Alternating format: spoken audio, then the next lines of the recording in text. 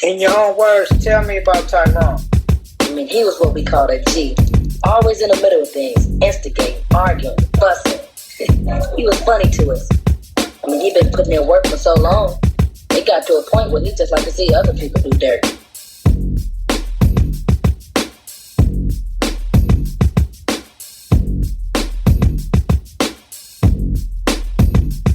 It's crazy, honestly. You know what I'm saying? We like on the outside looking in, but you go to Cali and it's different. You know what I'm saying? It's just way different. It's a totally different type of dynamic. You know, that leads me into the second part of this motherfucker. To get down, you know, who really runs it when it comes to the gangbang shit? Is a lot of people say LA. Even LA, you hear them today say this is the gang capital of the world. But a lot of people say Chicago. Yeah. Okay? Now, there is good arguments on both sides. I used to say Chicago until I started to learn more about LA and learn about the gladiators and the businessmen. These were gangs that were way preceded, back. Preceded the Bloods and the Crips. Yeah, you know what I'm saying? They were doing the same thing that they were doing in Chicago. But you're right. But there were gangs before the Vice Lords, the Disciples. There was, you know That's what I'm saying? At the same time, you had gangs in Chicago. Yeah. So you can't say one started first. No, but here's what I'm gonna tell you, right? Okay, it's crazy, bro. But anywhere you go in America, you got brothers that's gonna get down for what they believe in, and it's real niggas anywhere you go. Remember why we used to think brothers from Mississippi, them Southern cats? Well, you know they kind of a little we fast city niggas. Thought they was slow. We thought they was not slow, and there's no disrespect to nobody down south, because y'all my peoples. You know my family's from down south. You know what I'm saying? I got much love for y'all. Not slow in as far as being stupid, but as far as we would think we would need to explain something.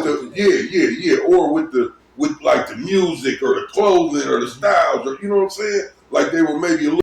Now the get down and the algorithm as of late is the blacks in Los Angeles and California are scared of the Mexican mafia and the Serenios. Yeah, I don't believe that. I mean, there's some good arguments, you know, that the blacks turn the blind eye to Mexicans assaulting other blacks. No, never, bro. Whenever there's an incident with a Mexican doing something to a black, they own it immediately. Like, you know what I'm saying? So but it's vice versa, though. There's never a time when it could be the Mexicans warring against the Bloods and the Crips stand out? No, never. And then it ain't really, if they warn against the Crips, you got the up north cats, you know what I'm saying? The Bay Area niggas, you got, you know what I'm saying? What they call them, the 415? Yeah, but that's in, that's what they is, though. But yeah, when the blacks stick together and the essays stick together. Where do you think this shit come from, though?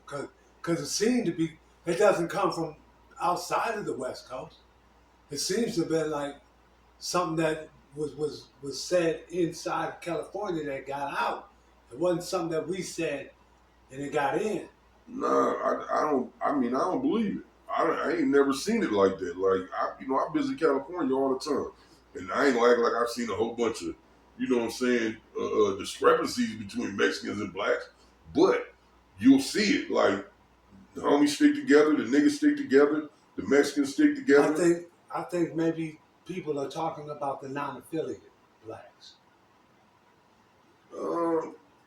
Because I do find it hard to believe that gangsters, gang members, are literally scared of anything when they're in there with their guys. Yeah, there's gonna be cowards anywhere you go. You know what I'm saying? So of course there's gonna be some niggas that might step back and the cowards are gonna move with the ball game, but the neutrons are in assed out. But it's some rider neutrons. There's some neutrons that get down too. That'll go. But not enough. You know, I mean, it is. In the penitentiary, if they on the main line, bro, they on the main line.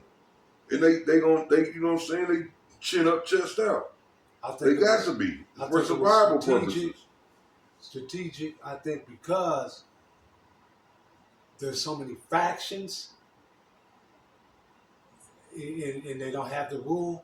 What you mean by there's so many fractions? Factions in the African American card. Yeah, but when it comes to the penitentiary, it's not like that's why you be hearing them saying like on the streets they don't get it because on the streets they mortal enemies, but when they get to the penitentiary, all that's to the curb, man. All that's to the curb. Nah, ain't no sometimes. If it's a beef, like say me and you got a front, we can go handle it. Yeah, but the Mexicans have a handoff policy. What do you mean by that? No Mexicans, no Mexicans in the one-on-one fights, none of that shit. And ain't nobody from outside the circle touching you, otherwise it's going to knives. You feel me? Well, so the thing is, that's not how it goes in the African American card. Anyway, we're African American and we know that nobody wants to follow the rules. Feel me? Yeah. And the African American card does not have a black gorilla family anymore. It doesn't have a blue note. You know what I'm saying? It doesn't have a designated hitter squad of lifers that can exact consequence for those who don't follow the rules. You feel me? Yeah. To put that fear in the air. And that makes for a soft target. They're disorganized. Yeah, they come together when it's a riot, but they don't collectively come together to blot nothing out in secret or in a conspiracy like you see the MA do, or like you see, you know what I'm saying, the Aryan Brotherhood do.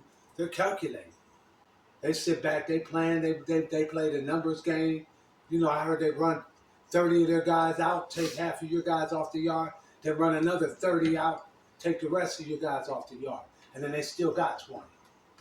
Man, I don't know, because hey, when they clash in the penitentiaries, man, it be a clash. When them riots go, man, hey, it be fools from both sides getting took off the yard, rolled up, and you know what I'm saying, sent off in helicopters and shit. So, do you think it's softer compared to how it was back in the 80s and in the early 90s when brothers weren't on as much drugs and they were emphasizing working out? Of course. Young black bucks going up in there whooping some ass. Of course. You know what I'm saying? Of course. Because because at the end of the day, if something was to happen to that one individual Mexican, the rest of them gonna have his back. You safely get out of prison. Yeah. Right? Only when somebody violates. Or, because following the code, you might not get out of prison. You fuck around and catch a case inside the wall. Right. And them because you got sent to do something. I heard them are usually the ones that have chosen to do that and have risen from the ranks of Southsider to what is called the Serenio. You feel me? See, I always thought the Southsiders and the Serenials was the same thing. You know what I mean? I did too. Until I seen the guy sit down and he explained it. He was talking about certain tattoos. And he said the Serenios are there. Once you're a Serenio, you're considered ready. And you're putting your life out there on the line for any time they need somebody. You're up there for the call. You feel what I'm saying? And maybe you'll get called, maybe you won't. But these are dudes who have chosen to be the most gangster of gangsters. They're willing to go to prison for life and become a shot caller. You feel what I'm saying? Then get out. And these are what the Serenios strive to be. Well, I mean, the rest are just members. If that's what you heard, that's what you heard. You know what I'm saying? I just know if I'm going to prison, I'm trying to come home. So, and that's why I think a lot of the blacks get unfair treatment out there when they talk about these 50-50 yards. Because black people encourage each other to get free. And I know we talked about this. If we had homeboys that could level down from a supermax, and we do that up here in Minnesota. We go from supermax, you know what I'm saying, to max, to medium, to supermax, close custody, minimum. Medium to minimum. Yeah, you know what I'm saying? So, and ain't nobody gonna be like, no, you got to stay in max. Like that's stupid. Because but now, if minimum shared all the minimum with chomos and stuff, you would still have to have love for your homie, knowing he was that close to getting out. Like, you don't trust your homie enough not to know that he's not gonna fuck with him when he's there. You know what I'm saying? Like, Yeah. why would you even put it? That's because a lot of these Emma dudes, the soldiers aren't their homies. These are old